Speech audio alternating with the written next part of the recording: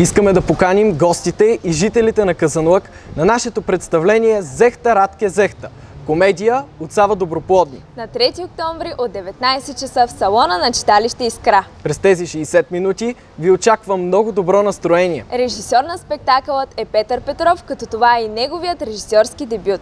Той е по-познат на казанлъчани с ролите си в Общински театър Любомир Кабакчиев. "Зехта, Радке, Зехта" – спектакъл от Сава Доброплодни, който разказва историята на един наивен и глуповат мъж, влюбен в прекрасната Радка.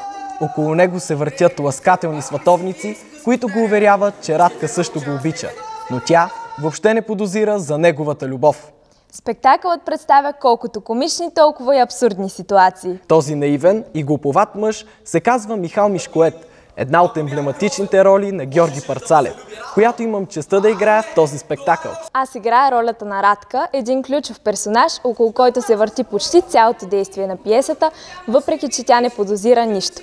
В спектакълът участват Атанас Хътов, Кая Захариева, Валентина Бойнокова, Румен Величков, Йоан Пейчев, Полина Вълева, Виктор Миланов, Елица Кирова и Божидар Ангелов. Билети на касата на залата непосредствено преди представлението. Очакваме ви!